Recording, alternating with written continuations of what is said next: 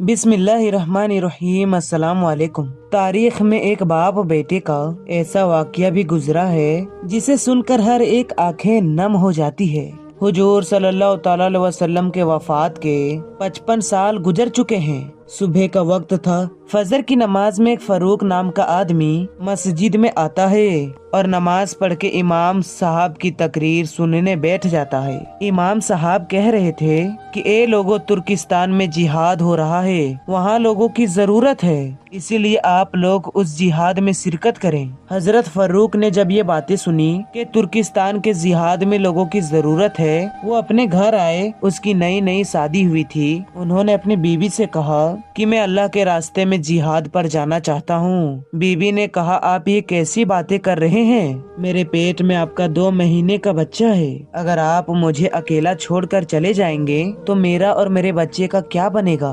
फरूक ने कहा कि ए अल्लाह की बंदी, तू अल्लाह पर भरोसा रख और ये मेरे पास 4000 दिनार है, इन्हें तू अपने खर्चे में लाना और मैं 4 महीने में वापस आ जाऊंगा। बहुत मनाने के बाद बीबी ने कहा, ठीक है, लेकिन जल्दी वापस आना। और फिर उसी दिन फरूक ने अपना जिहाद का सामान तैयार किया और शाम होते होते अपना घोड़ा लेकर घर से निकलने लगे। शोहर को जाता देख बीबी की आंखों में आंसू भर आए। फरूक ने बीबी को गले लगाते हुए कहा, तुम परेशान ना हो, अल्लाह तुम्हारा रखवाला होगा, मैं जल्द ही वापस आ जाऊंगा। और हाँ, एक बात का ख्याल रखना, अगर मैं वापस ना आ सकूं और अल्लाह की राह में शहीद हो जाऊं तो तुम्हारे पेट में जो बच्चा है, अगर वो लड़का हुआ तो उसे बहुत बड़ा आलिम बनाना और दीन की तालीम देना, और लड़की पैदा हुई तो उसकी अच्छी से तरबियत करना और किसी शरीफ घराने में उसकी शादी कर देना। इतना कहकर नम आंखों के साथ फर्रुख ने अपना सामान अपने कंधे पर लिया और घोड़े लेकर चल दिया। बीबी दरवाजे पर खड़ी मोहब्बत भरी आंखों से अपने शौहर को देख रही थी। उसके दिल में अजीब सा तूफान बरपा था। कभी ख्याल आता है कि मेरे शौहर जा रहे हैं, पता नहीं कभी इसको देखना नसीब होगा या नहीं, और कभी ख्याल आता कि मेरी जिंदगी का अब क्या बनेगा। अगर ये वापस ना आए तो मेरा और मेरे बच्चे का क्या होगा। पता नहीं इस दुनिया में मेरे शौहर से मिलना नसीब होगा या सीधे जन्नत में नसीब होगी। बीबी ने खुद को संभालते हुए कहा कि तुम अल्लाह पर भरोसा रखो, अल्लाह हमारा और बच्चे का मुआफिज होगा। फरूक ने अपना घोड़ा दोहराया और मदीने के रास्ते पर चलने लगे। बीबी दरवाजे पर खड़ी अपनी मोहब्बत को दूर जाता देख रही थी। शाम का वक्त था, अंधेरा छाने वाला था और इधर इस मासूम बीबी की दुनिया दिल वीरान होती जा रही थी। वो बेचारी दरवाजे पर खड़ी मुसलसल रोए जा रही थी और अपने शौहर को दूर जाता देख दिल ही दिल अल्लाह से फरियाद कर रही थी कि मेरे मौला, मेरे शौहर का हिफाजत फरमाना और उन्हें सही सलामत घर वापस भेज देना। अचानक दूर एक गली से फर्रुख ने अपना घोड़ा दूसरी तरफ मोड़ा और वो बीबी की नजरों से छुप गई। इधर ही बीबी दरवाजे के पास बैठकर सिसक सिसक कर रोने लगी। उसे कुछ समझ नहीं आ रहा था कि अब इस अकेले घर में क्या करें। दिन गुजरते गए। एक दिन गुजरा, एक हफ्ता गुजरा, एक महीना गुजरा और इसी तरह 4 महीने गुजर गए। बीबी भी बेचारी इंतजार में बैठी थी कि अब 4 महीने गुजर चुके हैं। उन्होंने वादा किया था कि 4 महीने बाद मैं वापस आ जाऊंगा, इसीलिए किसी दिन भी मेरे शौहर जरूर वापस आ जाएंगे और मेरी जिंदगी में फिर से खुशियां भर जाएगी। लेकिन इसी तरह पूरा साल गुजर गया। शौहर वापस नहीं आए और उनकी कोई खबर भी ना मिली। कई साल गुजर गए। वो बेचारी मासूम बीवी हर रोज हल्की सी आहट पाकर दरवाजे की तरफ भागती कि शायद मेरे शौहर वापस आ गए हैं। लेकिन दरवाजे पर पहुंचकर मालूम होता कि अभी तो जुदाइयां ही जुदाइयां हैं। बीबी इंतजार करती रही और मदीना में हर आने जाने वाले से पूछती कि तुझे मेरे शौहर फर्रुख के बारे में कुछ पता है। लेकिन सभी लोगों से एक ही जवाब मिलता कि हमें फर्रुख की कोई खबर नहीं कि वो कहाँ है और किस हाल में है। इसी तरह 10 साल गुजर गए। अब तो उम्मीद भी टूट चुकी थी। बीबी ने सोच लिया था कि मेरे प्यारे शौहर अल्लाह की राह में शहीद हो चुके हैं। अब दुनिया में मुझे उससे मिलना नसीब नहीं होगा, इसीलिए जन्नत में ही उससे मुलाकात होगी। फर्रुख के घर एक लड़की की पैदाइश हुई। उसकी बीबी ने उस लड़के को बहुत अच्छे से तरबियत की और उसे बहुत बड़ा आलिम बनाया। यहाँ तक कि इमाम मालिक जैसे लोग उस लड़के के शागिर्द बने। उसका नाम रबिया था। जमाना गुजरता गया। शौहर को गए हुए 7 साल गुजर गए थे। उसकी वापस आने की कोई उम्मीद भी नहीं थी। लेकिन एक रात वो भी आती है कि वही फर्रुख तुर्किस्तान से अपनी घर की तरफ वापस लौटते हैं। आज से 27 साल पहले जब ये फर्रुख जिहाद करने आए थे तो एक जवान लड़के थे, लेकिन अब जब वापस अपने घर जा रहे हैं तो बूढ़े होकर हड्डियों का ढांचा बन चुके हैं। फर्रुख को बीवी बच्चों की याद सता रही थी, इसीलिए अपना घोड़ा लिया और मदीने की तरफ चल दिए। हर कदम पर फर्रुख के दिल में एक ही ख्याल आता था कि पता नहीं मेरी बीबी जिंदा होगी या नहीं, पता नहीं मेरे जाने के बाद मेरे घर में कोई बच्चा पैदा हुआ था या नहीं, पता नहीं मेरा घर मेरा मदीना में होगा या बीबी ने उसे बेचकर कहीं और रहना शुरू कर दिया, क्योंकि 27 साल गुजर चुके हैं। ये सारे सवालात हजरत फर्रुख के दिमाग में घूम रहे थे और रात के अंधेरे में उसका घोड़ा मदीने के तरफ दौड़ता जा रहा था। रात के 3 बज रहे थे। फर्रुख का घोड़ा मदीने के अंदर दाखिल हुआ।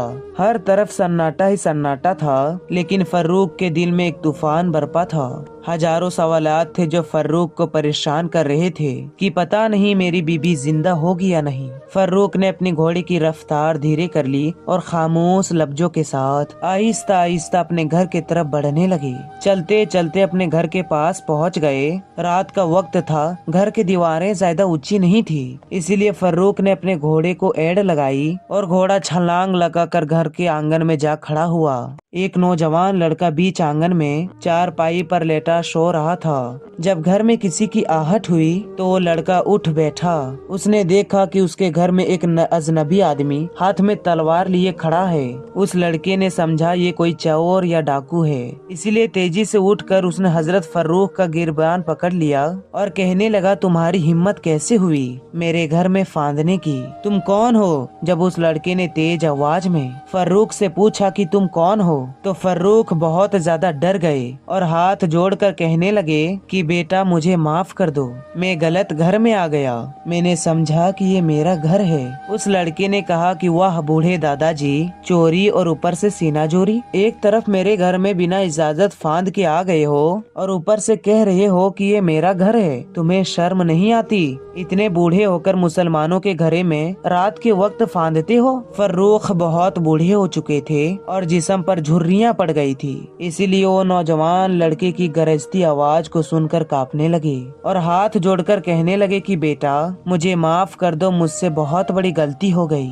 मैं अभी तुम्हारे घर से वापस जाता हूँ, मुझे छोड़ दो। लेकिन उस लड़के ने इसका गिरेबान पकड़ते हुए कहा कि ऐसे कैसे वापस जाओगे? मैं तुम्हें हाकिम के पास लेकर जाऊंगा और सजा दिलवाऊंगा ताकि दोबारा तुम किसी मुसलमान के घर में फांदने की हिम्मत ना कर सको। आवाज सुनकर माँ भी उठ गई। उसने अपने लड़के से कहा कि अरे बेटा इन्हें छोड़ दो, ये बूढ़े आदमी हैं, गलती हो गई होगी, इन्हें जाने दो। लेकिन लड़के ने कहा नहीं माँ, मैं ऐसे नहीं जाने दूंगा। शोर सुनकर मोहल्ले वाले भी जमा हो गए और इमाम मलिक रहमतुल्लाह ताला भी आ गए।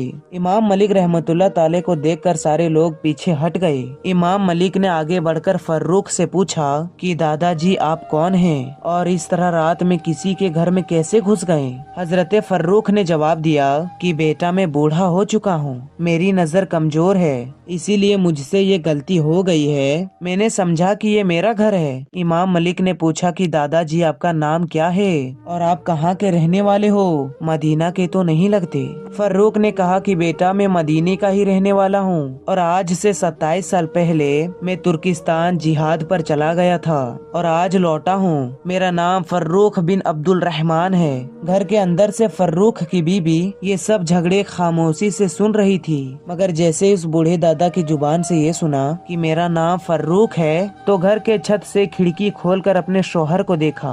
बीबी के नजर में वो बूढ़े चेहरे में वही चेहरा नजर आने लगा। ऐसा लग रहा था कि जमाना करवटें बदलकर फिर से 27 साल पीछे चला गया हो और वही फर्रुख जो अपनी बीवी को छोड़कर जिहाद में अल्लाह के खातिर जा रहे थे, वो सारा मंजर बीबी की नजरों के सामने छा गया। और बीबी ने चीखते हुए अपने लड़के रबिया से कहा कि ए रबिया, इस आदमी का गिरेबान छोड़ो।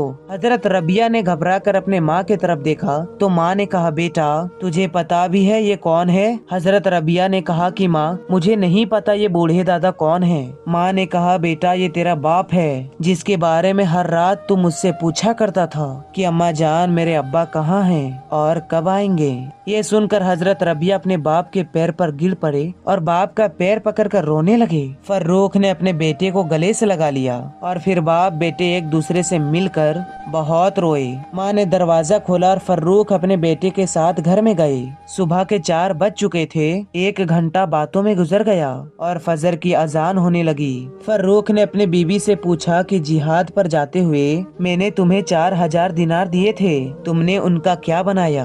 बीबी ने कहा कि वो 4000 दिनार महफूज रखे हैं। आप पहले मस्जिद नबवी में जाकर फजर की नमाज पढ़ कर आइए। हजरत रबिया पहले ही मस्जिद जा चुके थे।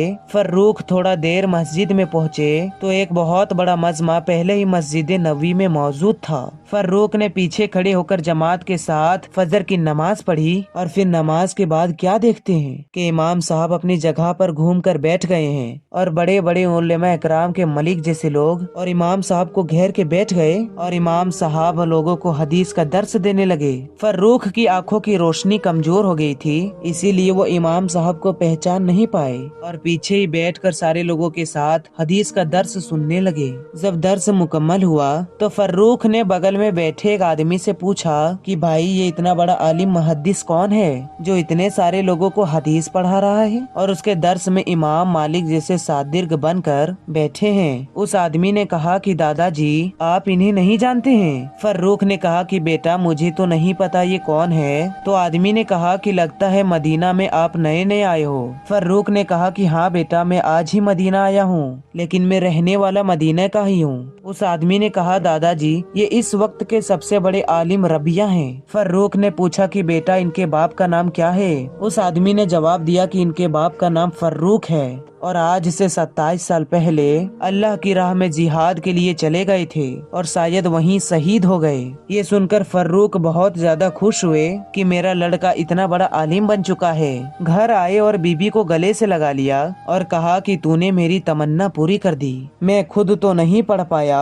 कि तूने मेरे बच्चे को इतना पढ़ा दिया कि वो आज इमाम मालिक के उस्ताद हैं। बीबी ने कहा कि आपने जो पूछा था कि वो 4000 दिनार कहाँ हैं, वो मैंने वो सारे दिनार तुम्हारे इस बेटे को पढ़ाने में लगा दिए। फर्रुख ने कहा कि हकीकत में तुमने मेरे पैसे बर्बाद नहीं किए। सुभान अल्लाह।